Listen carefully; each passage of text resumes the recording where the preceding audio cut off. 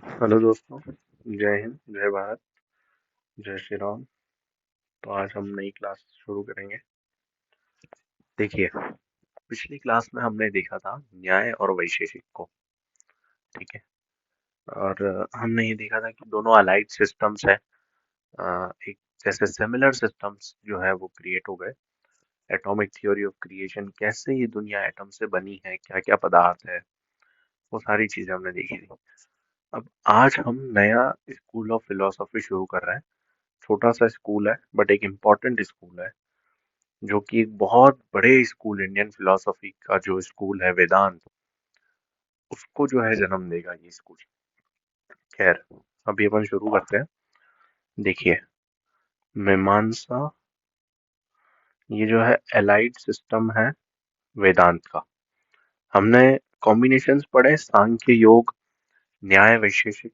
वैसे ही अब ये एक और एलाइड सिस्टम है मीमांसा और वेदांत। वेदांत तो शायद आपने सुना होगा कभी। ये बहुत ही एक इम्पोर्टेंट स्कूल है जिसमें कई सारे फिलोसोफर्स ने अपनी देन ली है, और ये वेदांत आज तक टिल टुडे ये वैलिड है। खैर, मीमांसा की बात करते हैं। अब ये दोनों अलाइड क्यों है, इस क्यों का जवाब ढूंढते हैं। सबसे पहले देखिए, ये दोनों ही जो है ये वेदा को मानने वाले हैं। ठीक है। ये दोनों ही इसे एक्सप्लेन करने वाले फिलोसफीज है। ठीक है। तो वेदा में आप देखिए, वेदास भी जो है वो पार्ट्स में बटे हुए हैं। पहला पार्ट है मंत्र, दूसरा पार्ट है इसे कहते हैं हम ब्राह्मण, तीसरा पार्ट है इसमें नॉलेज। ठीक है। इसे हम कर्म कांड भी कह सकते हैं। कर्म कांड, इसे हम कहते हैं ज्ञान कांड। ठीक है। ये जो है ये उपनिषद है। ठीक है। जो वेदों का अंतिम पार्ट है। ये फर्स्ट पार्ट है, ये सेकंड पार्ट है, ये थर्ड पार्ट है। तो वेदों का जो अंतिम पार्ट है ये क्या है, उपनिषद। और ये जो दो पार्ट है ये है हमारे कर्म कर्म कांड की क्या रिचुअल्स होंगी। ठीक है। क्या सैक्रिफाइसेस हैं, क्या प्रेयर्स हैं, ये दोनों इस पार्ट में। तो मीमांसा जो है वो इस पार्ट में डील करता है। ठीक है। तो इसीलिए ये दोनों अलाइड सिस्टम है। एक ही आप समझ लिए एक ही चीज के तीन कंपोनेंट है। तो दो कंपोनेंट मीमांसा कर रहा है, और यही इम्पेटस दे रहा है वेदांत को। हम वेदांत में पढ़ेंगे कि वेदांत का जो नॉलेज है वो लेने के लिए एलिजिबल कौन है।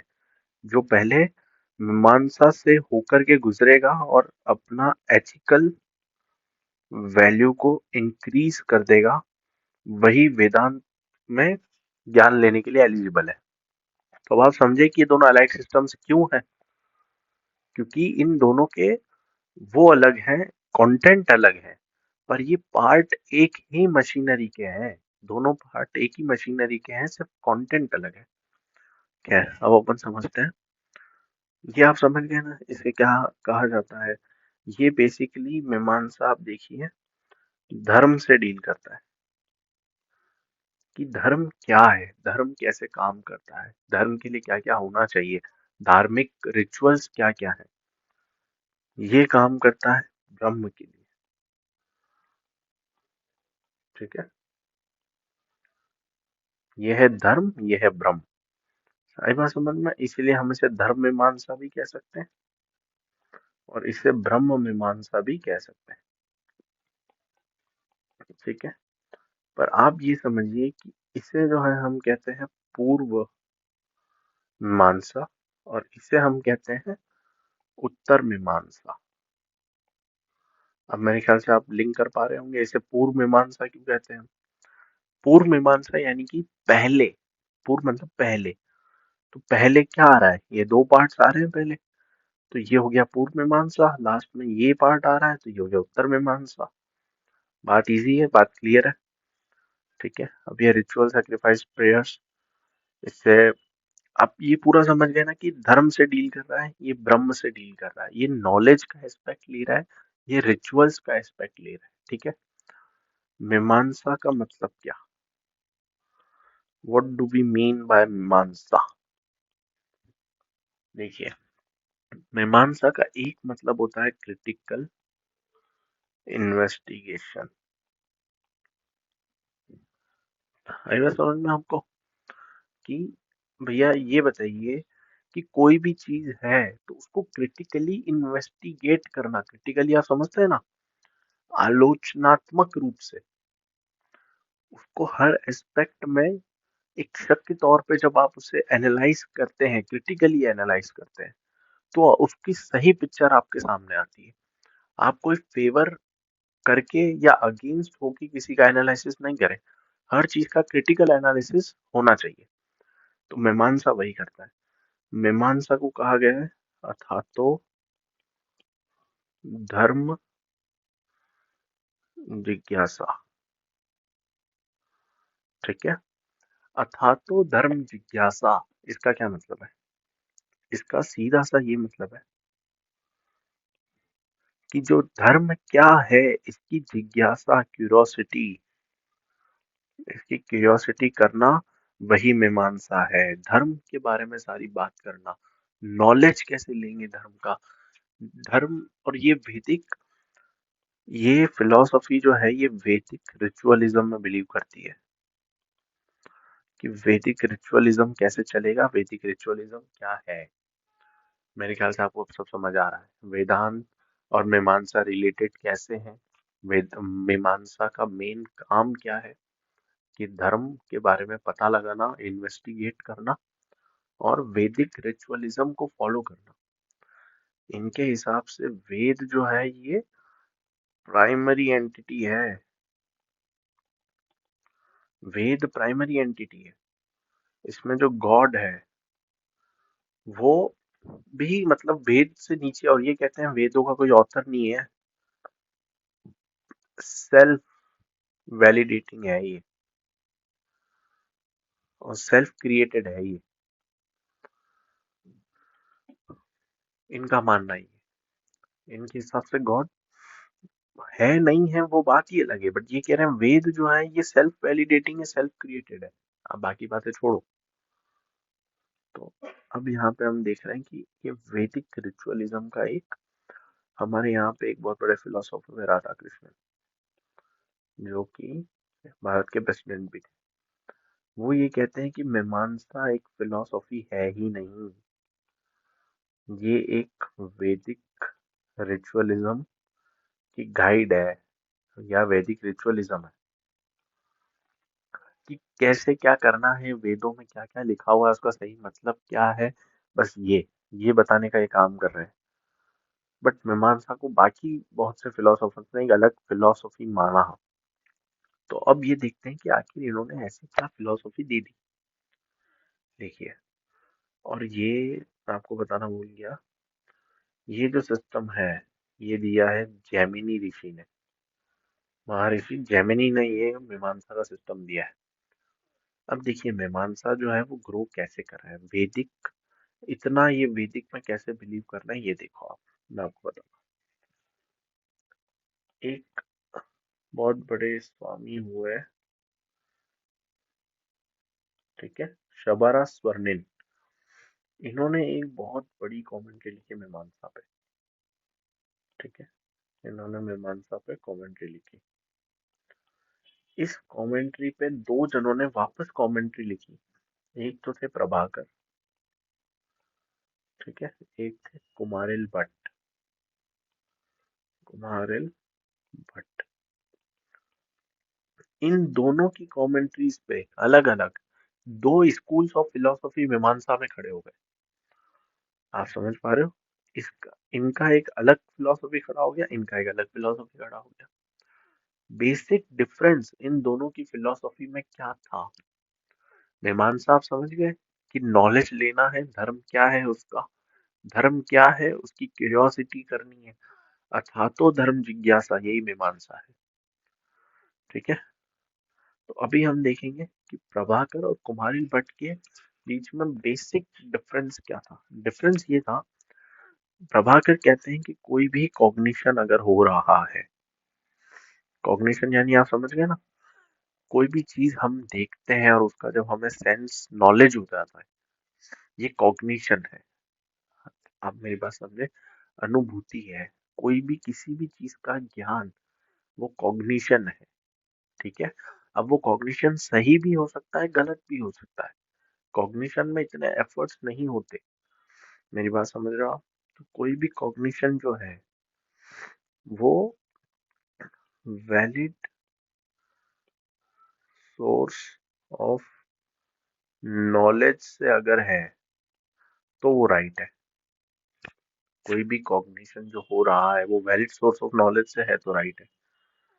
इनके हिसाब से जो भी कॉग्निशन है वो हो रहा है, वो उसमें ही वो राइट है। अरे बात समझ आ रही है क्या? समझ आ रही है क्या?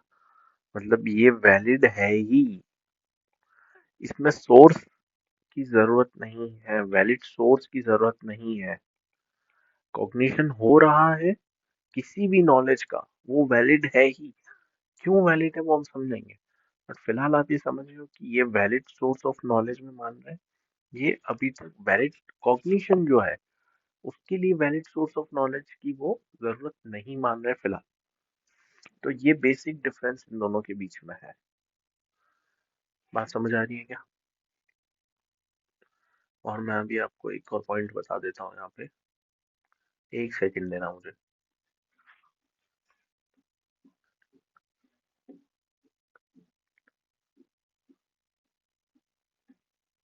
देखिए, ये बात समझ आ गई अपन को कि ये क्या प्रभाकर कुमारिल भट्ट है। लास्ट में मैं आपको एक स्टोरी सुनाऊंगा कि ये कैसे मीमांसा और वेदांत जो है वो सामने आ गए। इसे हमें देखना पड़ेगा। ठीक है। इंटरेस्टिंग स्टोरी है। आपको इंडियन फिलोसॉफी कैसे कैसे सोसाइटल पर्सपेक्टिव से डेवलप हुई वो समझना भी बहुत जरूरी है। ठीक है। अब हम बात करते हैं, इसमें दो चीजें आती है। हमने न्याय में पढ़ा था परतः प्रामाण्यवाद। परतः प्रामाण्यवाद क्या था, न्याय में हमने पढ़ा था कि भैया कोई भी नॉलेज है वो नॉलेज एक्सटर्नल कंडीशंस पे डिपेंड करेगा। इंट्रिंसिकली, इंट्रिंसिकली वो नॉलेज ना ही वैलिड है ना ही इनवैलिड है। इंट्रिंसिकली वो वैलिड भी नहीं है, इनवैलिड भी नहीं है, वो बस नॉलेज है ना। वो उसकी वैलिडिटी और इनवैलिडिटी एक्सट्रानियस कंडीशन यानी कि उसके आसपास की कंडीशंस पे डिपेंड करेगी। जैसे कि आपने एक, ये सांप है, ठीक है, ये रस्सी है, इस रस्सी को आप यहाँ से देख रहे हैं, ठीक है, तो आपको लगा ये सांप है, इस रस्सी को आपको लगा ये सांप है। अब ये जो नॉलेज आपको हुआ ये ना वैलिड है अभी तक ना इनवैलिड है। थोड़ी देर बाद जब आपको पता चलेगा कि नहीं ये तो रस्सी है, तब पता चलेगा कि ये नॉलेज इनवैलिड था। आप रस्सी को जो सांप समझ रहे थे, आपको थोड़ी देर बाद पता चलेगा कि इनवैलिड है। तो ये क्या हुआ, हमने एक्सट्रानियस कंडीशंस को देखा कि हाँ ये हिल भी नहीं रहा है, हो सकता है रात में मेरे को दिखा नहीं है, तो इस वजह से ये नॉलेज इनवैलिड हो गया एक्सट्रानियस कंडीशन पे। ये होता है प्रतः प्रामाण्यवाद। पर एक होता है स्वतः प्रामाण्यवाद। ठीक है। क्या होता है स्वतः प्रामाण्यवाद? Self validating. ये क्या होता है इसे देखो जरा। या फिर इंट्रिंसिक वैलिडिटी। कोई भी नॉलेज है तो वो इंट्रिंसिकली ही वैलिड है, और इस पॉइंट को दोनों मानते हैं, प्रभाकर भी और ये कुमारिल भट्ट भी। एक सेकंड देना आप मुझे।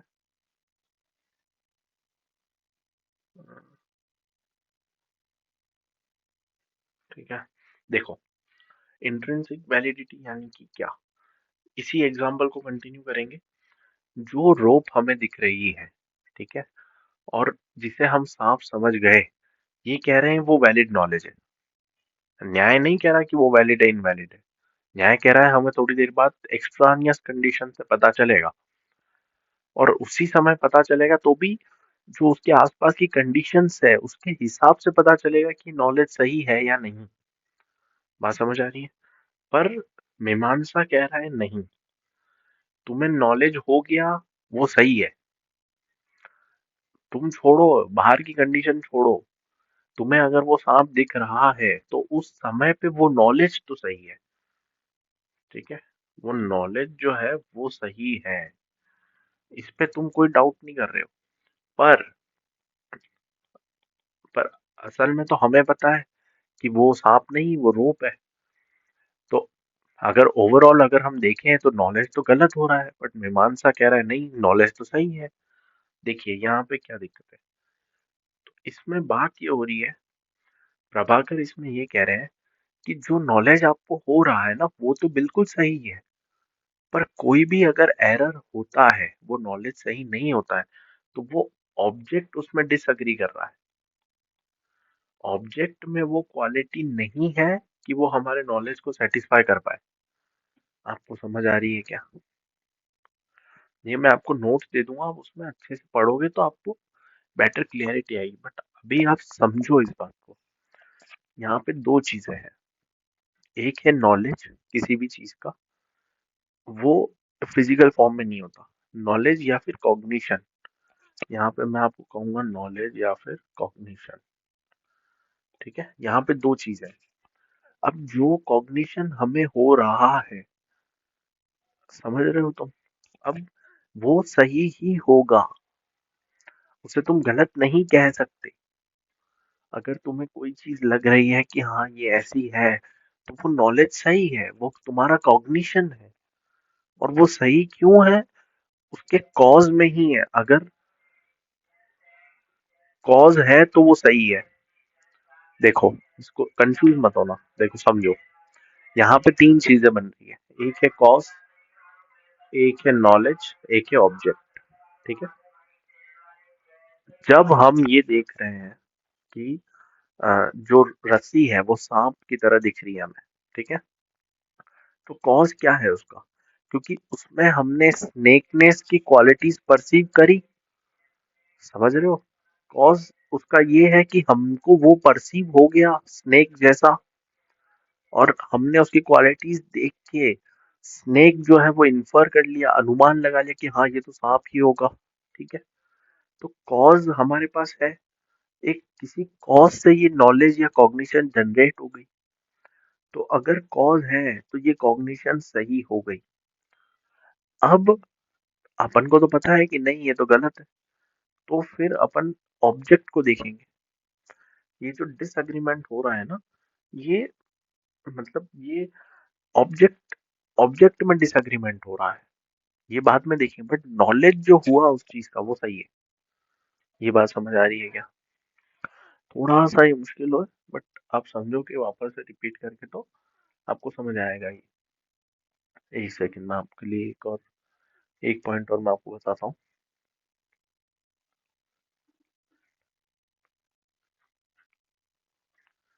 हम्म,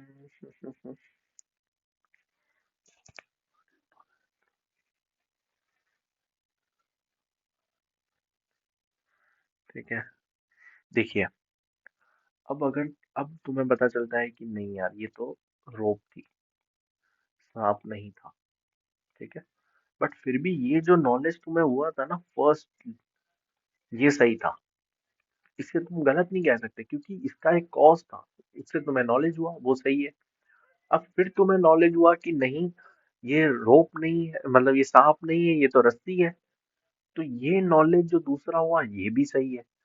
तो ये जो ऑब्जेक्ट में वो बात नहीं थी जो तुमने कॉग्नाइज किया, तो ये दिक्कत ऑब्जेक्ट की है, तुम्हारी नहीं है। नॉलेज इसमें गलत नहीं हो सकता। ऑब्जेक्ट में वो क्वालिटीज नहीं है कि तुम्हारे नॉलेज को सेटिस्फाई कर पाए, पर नॉलेज तो सही ही है। इस बात को समझ रहे हो क्या? अरे समझ रहे हो क्या भाई? हाँ, अब नॉलेज जो है वो गलत कब होगा? दो ही चीजों में होगा, या तो डिफेक्ट हो आपके सेंसरी ऑर्गन्स में, या फिर कोई कॉन्ट्राडिक्टिंग नॉलेज वहां पे आ जाए। ठीक है, तो है। अब जैसे मान लो कॉन्ट्राडिक्टिंग नॉलेज क्या होता है, इन दो चीजों में आपका नॉलेज जो है वो गलत होगा। डिफेक्ट यानी कि आपका कोई सेंस ऑर्गन खराब है। ठीक है, अगर आपको मान लीजिए किसी बीमारी की वजह से कुछ दिनों के लिए कलर ब्लाइंडनेस हो गया, जॉन्डिस की वजह से आपको हर चीज येलो दिख रही है, बाइल हो गया आंख में, तो अब आपको कोई चीज येलो दिखी, जैसे मान लीजिए व्हाइट सोफा है, आपको वो येलो सोफा दिख रहा है। ठीक है, अब ये नॉलेज तो सही है, पर ये डिफेक्ट है, आपके सेंस ऑर्गन में डिफेक्ट है, इसीलिए इसमें एरर आ जाएगा। तो ये जो कंडीशन है, इसमें ये नॉलेज जो है वो इनवैलिड हो जाएगा। यहाँ पे नॉलेज जो है वो फेल हो जाएगा। बट ये जो आपको नॉलेज हुआ येलो सोफा का, ये नॉलेज तो सही ही रहेगा। बट नेक्स्ट जो आपको पता चला कि नहीं ये तो मेरी बीमारी है, मैं इसे येलो देख पा रहा हूँ, तो फिर आपको जो सेकंड नॉलेज है उसमें फर्स्ट नॉलेज इनवैलिड हो जाएगा और सेकंड वैलिड हो जाएगा। बट वैलिडिटी इंट्रिंसिकली तो दोनों नॉलेज में है। अब कॉन्ट्राडिक्टिंग नॉलेज क्या है, जैसे कि मान लीजिए आपने ये कहा कि मुझे दिन में जो सूरज है वो चांद जैसा लग रहा है, सन लुक्स लाइक मून। ठीक है, ये आपको दिन में दिख रहा है। तो अब ये कॉन्ट्राडिक्टिंग नॉलेज है, यहाँ पे दिन भी है और दिन में मून भी निकल जाए, ये पॉसिबल ही नहीं। तो आपका जो नॉलेज है कि ये मुझे मून जैसा लग रहा है वो सही है, बट वो इंट्रिंसिकली वो सही है। बट जब आप इसे और सोचोगे तो आपको पता चलेगा नहीं, दिन में चांद नहीं हो सकता, तो वो आपका नॉलेज सेकंड पॉइंट में गलत हो जाएगा। मेरे ख्याल से समझ गए। देखिए, स्वतः प्रमाण्यवाद एक अलग फिलॉसफी है, एक अलग इनकी थिंकिंग है ना। इसीलिए थोड़ा सा मुश्किल है। जो प्रथा प्रमाण्यवाद था वो तो हमारी डेली लाइफ में काम आता है, इसीलिए वो समझने में आसान था। बट आप ये समझिए कि जो भी आप देख रहे हैं एक बार, वो सही है। वो नॉलेज जो आपको हो रहा है ना वो सही है, क्योंकि वो किसी रीजन से हो रहा है, किसी कॉज से हो रहा है। आई बात समझ में? और एरर कब कब आ सकता है, जब डिफेक्ट और कॉन्ट्राडिक्टरी आपका ये हो, नॉलेज हो, तब आपके फर्स्ट नॉलेज में एरर आ सकता है या होगा। अरे समझ आ रहा है क्या आपको? अब देखिए, मीमांसा ने भी नॉलेज के, देखिए अब नॉलेज में जो प्रभाकर है वो वैलिड सोर्स ऑफ नॉलेज मान रहे हैं। ये तो कह रहे हैं भैया कॉग्निशन हो रहा है वो वैलिड है, तुम सोर्स ऑफ नॉलेज छोड़ो। पर प्रभाकर के जो वैलिड सोर्स ऑफ नॉलेज है वो क्या है भाई, वो देखो। Valid source of knowledge Prabhakar, एक है परसेप्शन, चार तो वही है जो हमने न्याय में पढ़े थे। Perception, inference, comparison. ठीक है, उसके बाद है हमारा टेस्टिमनी, उसके बाद है हमारा अर्थापति, और उसके बाद है हमारा अभाव। ये छह वैलिड सोर्सेज ऑफ नॉलेज है। परसेप्शन आप जानते हैं, इन्फरेंस आप जानते हैं, टेस्टिमनी आप जानते हैं, अर्थापति, अभाव मैंने आपको बताया था एब्सेंस से, कोई चीज वहां पर नहीं है, वो भी एक नॉलेज है। आप समझ पा रहे हैं? मैं कह रहा हूँ हमारे चार दोस्तों के ग्रुप में, तुम्हारा जो चार दोस्तों का ग्रुप है उसमें तुम्हारी गर्लफ्रेंड नहीं आई, तो ये एक नॉलेज हो गया ना कि यार वो नहीं आई है, शायद वो कंफर्टेबल नहीं होगी। ये नॉलेज हो गया आपका। तो किसी का नहीं होना भी एक नॉलेज है। अर्थापत्ति क्या होता है? Hypothetical argument. ये भी मैंने आपको समझाया था कि हाइपोथेटिकल आर्ग्यूमेंट क्यों एक वैलिड सोर्स ऑफ नॉलेज नहीं हो सकता। वो इसलिए नहीं हो सकता, एक सेकंड है ना, वो इसलिए नहीं हो सकता क्योंकि कोई न्यू नॉलेज नहीं देता, ऐसा न्याय का कहना था। पर जब आप डिटेल में जाओगे मीमांसा का ये कहना है कि ये भी एक अलग वैलिड सोर्स ऑफ नॉलेज है। अगर आप ये कह रहे हो कि एक लड़का, one boy doesn't eat in day but he is fat, but he is fatty boy, वो दिन में खाना नहीं खाता फिर भी वो एक हेल्दी बॉय है, ऐसा क्यों? तो अब आप तुरंत अंदाजा लगाओ कि हो सकता है वो रात में खाता हो, एट नाइट खाता हो। फैटी नहीं लिखेंगे, मैं भी फैटी हूँ, अपन लिखेंगे हेल्दी। समझ आया? वो रात में खाता होगा, ये आपका हो गया हाइपोथेटिकल आर्गुमेंट। तो ये भी आपको एक नॉलेज, ये बोल रहे हैं ये भी एक नॉलेज है कि वो दिन में नहीं खाता होगा, तो आपने ऐसा एक हाइपोथेटिकल आर्गुमेंट बनाया जो कि आपकी ऊपर की कंडीशंस को सेटिस्फाई कर रहा है कि वो रात को खाता होगा। समझ आई? ये दो वैलिड सोर्स आपको समझ आए। अब कंपैरिजन हमने न्याय में भी समझा था, बट यहाँ थोड़ा सा अलग है। देखो, कंपैरिजन में हमने न्याय में क्या समझा था कि भैया एक परसेप्शन हमने पहले एक ऑब्जेक्ट का कर रखा है ना? जैसे हमने काऊ को पहले देख रखा है और किसी ने हमसे कहा कि ये नील गाय जो है उसमें ये फीचर्स होते हैं, ठीक है, वो थोड़ी मस्कुलर होती है, थोड़ी सी हाइट बड़ी होती है ना, स्ट्रेंथ होती है। तो ये सारी क्वालिटीज हमने सुन रखी थी और गाय को देख रखा था। फिर अगर हम कभी नील गाय को देखेंगे तो हम पहचान लेंगे कि हाँ, ये जो नॉलेज हुआ ये कंपैरिजन से हो गया। तो ये जो डेफिनेशन थी ये थी न्याय के हिसाब से। मीमांसा और वेदांत के हिसाब से जो कंपैरिजन एक नॉलेज का पॉइंट है, वो क्या कह रहा है? वो सीधा सा ये कह रहा है कि आप जो ये, जैसे आपके घर में एक काऊ है, ठीक है, आप जंगल में गए, आपने नील काऊ देखी, तो आपको तुरंत ऐसा एहसास हुआ, ऐसा अनुभव हुआ कि ये दोनों तो सिमिलर है।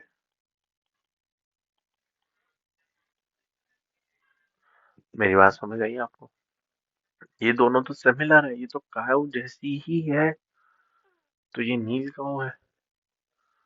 अरे आपको बात समझ आ रही है? मतलब इसमें आप, वहां पे ऊपर क्या हो रहा था कि एक तो आप परसेप्शन पहले कर रखे हो, दूसरा आप उसकी सिमिलैरिटी देख पा रहे हो, और किसी ने आपको बोला भी है कि देखो वो उसकी ये क्वालिटीज है, ठीक है। पर मीमांसा ये नहीं मानता, मीमांसा कहता है कि आपको किसी ने बोला नहीं, आपने सिर्फ इसके सिमिलर ऑब्जेक्ट परसीव कर रखा था पहले। कई बार समझ में, देखिए सिमिलर ऑब्जेक्ट यानी कि सेम नहीं, मिलता जुलता, और सिमिलैरिटी एक अलग से रियलिटी है मीमांसा के लिए। सिमिलैरिटी एक अलग से रियलिटी है, सिमिलैरिटी इक्वलिटी नहीं होती। आई बात समझ में? तो और परसीव मतलब देख रखा है उसे आपने। तो जब भी आपने सिमिलर ऑब्जेक्ट पहले देख रखा है और अब जो आप ऑब्जेक्ट देख रहे हो वो दोनों आपको सिमिलर लग रहे हैं, और फिर आपको किसी नए नॉलेज का ज्ञान हो रहा है, उसे हम कंपैरिजन कहेंगे मीमांसा में। न्याय में कोई चीज आपने पहले देख रखी है और किसी ने आपको बताया कि वो ऐसा ऐसा है, किसी का वर्बल टेस्टिमनी भी लगी उस जगह पे, फिर आप जो कोई नया नॉलेज ले रहे हो वो न्याय में कंपैरिजन है। अरे समझ आ रहा है क्या? नहीं समझ आया? मेरे न्याय की उसमें जाओ, उसमें देखो वहां पे कि कैसे मैंने कंपैरिजन वहां पे समझाया है, ठीक है, उसे थोड़ा सा चेकआउट करो। अब हम देखेंगे, ये अभाव की जगह आप इसे अनुपलब्धि भी कह सकते हो।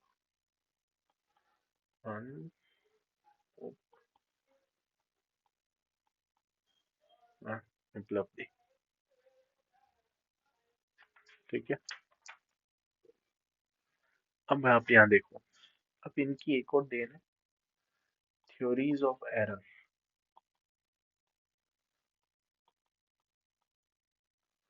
Now what is this error? Theories of error मतलब क्या, इसे जरा समझो। देखो, एरर मतलब मिस एप्रीहेंशन। मिस एप्रीहेंशन मतलब क्या? वही एग्जांपल, जैसे आप रास्ते से जा रहे हो, रात हो गई है, रस्सी बड़ी है, आपको सांप दिख रहा है, ये एरर है। आप समझ पा रहे हो, ये एरर है। अभी हमने पूरा एग्जांपल से समझा। अब आपने जो नॉलेज लगा सांप का, वो मीमांसा के हिसाब से तो सही है, न्याय के हिसाब से वो अभी तक सही गलत का पता नहीं है। बट पूरी अगर सिनेरियो में देखें तो ये एरर तो है ही, कि आप रोप को जो है वो सांप की तरह देख रहे हो। अरे समझ आ रहा है क्या? नहीं आए, वापस रिप्ले करके देखो। नहीं आए उसके बाद भी मुझे मैसेज करके देखो, बट समझना बहुत जरूरी है। एक बार में समझ जाओ, जीवन भर नहीं भूलोगे। समझ रहे हो? समझ जाओ थोड़ा यहाँ पे। अब जो एरर है, ये क्या है? मिस एप्रीहेंशन है। कोई भी चीज जो जैसी है, अगर हम वो वैसी नहीं देख रहे हैं, या उसका ज्ञान हमें वैसा नहीं हो रहा है, वो एरर है। अरे समझ आ गया क्या तुम?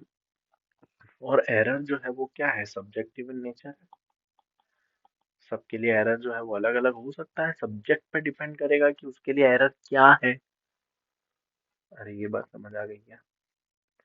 अब देखिए, एरर जो है हर स्कूल ने अलग अलग तरीके से बताया। जैसे कि एक है अख्यातिवाद। ठीक है, अख्यातिवाद जो है ये किसने दिया? ये दिया प्रभाकर ने। ठीक है, अब प्रभाकर जी क्या कह रहे हैं, इसे देखो। ये कह रहे हैं दो चीजें हैं, एक है वैलिड कॉग्निशन, दूसरा है मेमोरी। ठीक है, प्रभाकर जी कह रहे हैं ये दो चीजें हैं जो कि काम कर रही है यहाँ पे, वैलिड कॉग्निशन और मेमोरी। अब प्रभाकर जी कह रहे हैं कि कोई भी चीज आपने देखी, जैसे आपने कहा दिस इज सिल्वर, तो ये जो दिस है, ये कहाँ से आया? आपको कोई चीज दिख रही है, यानी कि आपको कॉग्निशन हो रहा है, वहां पे कोई ना कोई चीज पड़ी है, एग्जिस्ट कर रही है, तो ये तो सही हो गया। पर आपकी मेमोरी ने कहा कि ये सिल्वर है। ये जो है आपकी मेमोरी ने कहा कि ये सिल्वर है, पर जबकि असल में वो क्या था? शेल था। आई बात समझ में आपको? अरे वो असल में वो शेल है, बट आपको सिल्वर लग रहा है, क्यों? क्योंकि आपकी जो मेमोरी है, वो जो रिकॉल कर पा रही है उस टाइम पे, उन क्वालिटीज को देख के वो सिल्वर रिकॉल कर रही है। तो यहाँ भी ये एरर हो गया कि नहीं हो गया? जब भी कॉग्नाइजर, ये जो कॉग्निशन कर रहा है, वो कॉग्नाइजर यानी कि आप गलत परसेप्शन जो है वो मेमोरी में ले आओगे, या डिमार्केट गलत कर दोगे, तब तब ये एरर हो जाएगा। मतलब ये पूरी तरीके से एरर नहीं बता रहे हैं, ये बोल रहे हैं जो कॉग्निशन हुआ जिसका, जो हमें चीज दिख रही है वो तो वहां है ही। एरर कहाँ पे हो गया कि आपके दिमाग में जो आपने पहले परसीव किया, वो अब एग्जैक्टली आप परसीव नहीं कर पा रहे उस पॉइंट ऑफ टाइम पे, तो वहां पे एरर बन गया। अरे बात समझ आ गई क्या? दूसरा है हमारे पास अनिर्वचनीय। अनिर्वचनीय ख्यातिवाद। नाउ व्हाट इज अनिर्वचनीय ख्यातिवाद? ये क्या भला है यार? देखिए, अनिर्वचनीय ख्यातिवाद क्या होता है, इसको जरा डिटेल में समझो।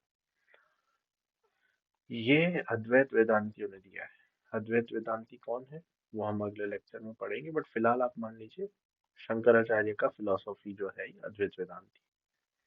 इन्होंने क्या कहा, हालांकि ये मैं आपको अगले उसमें भी समझाऊंगा, बट आप यहाँ एक बार समझ लीजिए, ताकि नेक्स्ट क्लास में, बड़ी क्लास होगी तो वहाँ ज्यादा टाइम हमें मिल जाएगा दूसरी चीजों के लिए।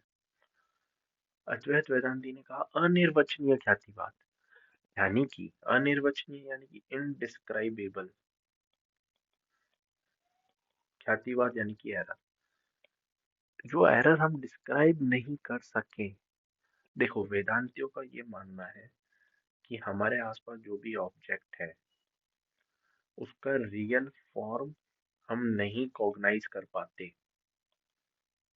ठीक है, हमारे आसपास जो भी चीजें हैं उसका रियल फॉर्म हम नहीं देख पाते। यह हर एक इल्यूजन चल रहा है। तो कोई भी ऑब्जेक्ट हमें रियल ट्रुथ नहीं बताएगा, क्योंकि रियल ट्रुथ सिर्फ एक है जो कि अनचेंजिंग का हो सकता है, और अनचेंजिंग कौन है? ब्रह्म। तो अगर ब्रह्म का नॉलेज होगा वही रियल नॉलेज होगा। बाकी हम जो भी हमारे आसपास का नॉलेज हम ले रहे हैं वो एरर है, क्योंकि हर चीज हर मिनट में बदल रही है। जो पेड़ आप अभी देख रहे हैं वो हर दूसरे सेकंड में वो बदल गया, क्योंकि उस पेड़ में भी एक सेकंड में भी कुछ ना कुछ चेंज आ गया है। तुम्हें दिख नहीं रहा है पर हो सकता है उसका कोई एटम मर गया हो, कोई एटम बन गया हो, है ना, कोई पत्ता टूट रहा हो। तो अब वो पेड़ जो तुम्हें दिखा वो वैसा नहीं रहा at the very next moment. समझे तुम? तो अब आप किसी का नॉलेज लोगे? हर चीज तो बदल रही है। अब बदलती दुनिया का आप कैसे नॉलेज ले लोगे? तो इसीलिए इनडिस्क्राइबेबल एरर है, यानी कि हम डिस्क्राइब भी नहीं कर सकते किसी भी चीज को यहाँ पे, इसीलिए हर चीज यहाँ पर एरर है। ये इनका कहना है। ठीक है, फिर एक आता है विपरीत ख्यातिवाद। ये क्या है? देखो विपरीत ख्यातिवाद जो है ये दिया है हमारे कुमारिल भट्ट ने। ठीक है, अब ये क्या है इसको जरा समझो। ये कह रहे हैं कि जो भी एरर है वो क्यों है? क्योंकि जब सेंस और ऑब्जेक्ट का जब परसेप्शन हो रहा है इनमें जब रॉन्ग रिलेशन बन जाए, रॉन्ग रिलेशन बन जाए तो ये एरर है। अरे समझ गए क्या? यानी कि देखिए, हमारी जो सेंस है और ऑब्जेक्ट है इसमें रॉन्ग रिलेशन बन गया, यानी कि सारे लोग अलग अलग दुनिया में जहां जहां चांद दिख रहा है वहां चांद देख रहे हैं। अब चांद तो एक ही है बट सबको लग रहा है कि वो अलग अलग चांद देख रहे हैं। अरे समझ आ रहा है कि अगर मैं आपसे ये नहीं कहूँ, जो बच्चा अभी पढ़ा, जिसने ज्योग्राफी नहीं पढ़ी, साइंस नहीं पढ़ा, उसे तो यही लगेगा ना कि तुम्हारे वहां पे चांद अलग है, हमारे यहाँ चांद अलग है। जबकि चांद एक है। वो उनकी सेंस जो है वो उन्हें अलग परसेप्शन दे रही है, अलग चीज वो कॉग्नाइज कर रहे हैं। तो वो एरर हो गया। अरे समझ पा रहे हो क्या? समझ रहे हो क्या? तो ऑब्जेक्ट इनके हिसाब से जो ऑब्जेक्ट है वो रियल है, सेंसेस रियल है, इन दोनों में कहीं कोई कमी नहीं है। कमी है रॉन्ग रिलेशंस में। हम किसी चीज को, हमारा जो सेंस है वो गलत चीज से देख ले। ठीक है, अब इसमें ना सेंस गलत है ना ऑब्जेक्ट गलत है। मैं ये जो प्रोसेस है जो मैं उसको गलत तरीके से ले रहा हूँ ये गलत है। यहाँ पे एरर हो गया। तो ये होता है विपरीत ख्यातिवाद। अरे समझ आ रहा है क्या? तीन तरह के ख्यातिवाद हम भी अपने समझे, विपरीत, अनिर्वचनीय और ये अख्यातिवाद। प्रभाकर का ये है कि इसमें कॉग्निशन तो वैलिड होगा ही होगा, मेमोरी हमें एरर करा सकती है। शंकराचार्य का अनिर्वचनीय ख्यातिवाद कि भैया कुछ भी डिस्क्राइब नहीं कर सकते तो हर चीज एरर है यहाँ पे तो, दुनिया में सिर्फ ब्रह्म है, एक है, उसको जान लो काम हो जाएगा। तीसरा है विपरीत ख्यातिवाद कुमारिल भट्ट का कि भाई साहब आप जो है बाकी सब सही है, खाली प्रोसेस गलत है, रिलेशन गलत है। तो ये तीन एरर्स है। नॉलेज में हमने बात करी, दो तरीके के पॉइंट ऑफ व्यू है यहाँ पे, प्रभाकर और कुमारिल भट्ट। प्रभाकर कह रहा है कि जब वैलिड सोर्स ऑफ नॉलेज से कॉग्निशन होगा, ठीक है, तो उसे वैलिड माना जाए। और वो कह रहा है कुमारिल भट्ट की कॉग्निशन हो रहा है वो अपने आप में वैलिड है। दोनों में कोई दोनों में डिफरेंस समझ आ गया आपको? कोई इशू नहीं यहाँ पे। उसके बाद क्या होता है, ये एक नई फिलॉसफी लेते हैं स्वतः प्रमाण्यवाद, कि नॉलेज इंट्रिंसिकली वैलिड है, वो इंट्रिंसिकली इनवैलिड नहीं है। अपने आप में जो नॉलेज है वो वैलिड ही है। हाँ, ऑब्जेक्ट हो सकता है कि किसी और फॉर्म का हो, हमें ऑब्जेक्ट का सही नॉलेज बाद में पता चले, या ऑब्जेक्ट जो है हमारी कॉग्निशन को सेटिस्फाई ना कर पा रहा हो, तो ऑब्जेक्ट में जो है दिक्कत है। बट फर्स्ट, जिस कॉज से हमें नॉलेज हुआ वो सेल्फ वैलिडेटिंग है, और वो वैलिड नॉलेज है। यह है स्वतः प्रमाण्यवाद। समझ नहीं बात तुम्हें? बस आज हमने यही पढ़ा, यही मीमांसा का क्रक्स है, और 6 प्रमाण है थ्योरी के। वैदिक रिचुअलिज्म को ये लोग मानते हैं, और ये लोग मानते हैं कि आपको एथिकली ऊपर उठना है कर्म कांड करके। वेदों में जो कर्म कांड है कि आपको सुबह जल्दी उठना है, आपको जो है पहले अपना जीवन ऐसे रेगुलेट करना है, लाइफ रेगुलेट करता है टू बिकम एथिकल पर्सनैलिटी। मीमांसा का काम क्या है? एक एथिकल पर्सनैलिटी को बनाना according to Veda scriptures and rituals. Veda के स्क्रिप्चर्स और रिचुअल्स को देखते हुए किसी भी आदमी को की एथिकल पर्सनालिटी को इंक्रीज करना, ये मीमांसा का काम है। और धर्म क्या है इसे जानना, वैदिक रिचुअलिज्म को बढ़ाना, उसे लॉजिकली प्रूव करना, ये मीमांसा का काम है। अब आप देखेंगे, अब मैं आपको एक स्टोरी सुनाता हूँ। मीमांसा का जो पार्ट है जो एग्जाम में आता है वो ये हो गया, बट अब आप थोड़ा सा इंटरेस्टिंग पार्ट सुनिए। देखिए, अभी हमने देखा कि एथिकली, अब ये मीमांसा जो है वेदास को बहुत मानता है। अभी हमने देखा कि गॉड को भी जो है वो नहीं, इतना तवज्जो नहीं दे रहा। वो कह रहा है कि वेदास जो है सेल्फ वैलिडेटिंग है, सेल्फ क्रिएटेड है, सब कुछ है, वेदा सब कुछ है। तो ऐसा क्यों हो रहा है, इसे समझो। देखो, हुआ क्या है यहाँ पे, जब मीमांसा की फिलोसफी आ रही थी उस टाइम पे, लगभग 5th 6th सेंचुरी के आसपास, बुद्धिज्म अपने पीक पर था। ये मैं आपको एंशियंट हिस्ट्री में पढ़ाऊंगा वैसे, ठीक है, कि बुद्धिज्म जो है वो अपने पीक पर था। वहां पे जहां से भी बुद्धिज्म निकल गए, वो उन लोगों का धर्म बुद्धिज्म हो जाता था। और तब एक ही स्लोगन चलता था, बुद्धम शरणम गच्छामि। हर आदमी बुद्धम शरणम गच्छामि, बुद्ध की शरण में आ जाओ, है ना? तो हर जगह बुद्ध बुद्ध बुद्ध, बहुत बुद्धिज्म चल रहा था। ठीक है, तो एक बार क्या हुआ कि एक घर में हमारे कुमारिल भट्ट महर्षि, वो भिक्षा लेने गए। तो वहां पे जो स्त्री थी, है ना, जो उन्हें भिक्षा देना चाहती भी थी, बट वो उन्हें मना कर देती है नीचे आने से, कि मैं आपको नीचे आकर के नहीं दे सकती भिक्षा। तो कुमारिल भट्ट को बड़ा अजीब लगा कि एक ब्राह्मण को और एक महर्षि को आप भिक्षा देने से मना कर रहे हैं, कैसे? तो उन्होंने कहा कि अगर मैं बाहर आई और यहाँ से कोई बौद्ध निकला, तो और बुद्धम शरणम गच्छामि में मैं भी जो है वहां चली गई, तो मेरा वैदिक जो धर्म है वो मुझसे छूट जाएगा, इसलिए मैं घर से बाहर ही नहीं निकल रही। तो कुमारिल भट्ट को लगा कि बुद्धिज्म ने पूरा वैदिक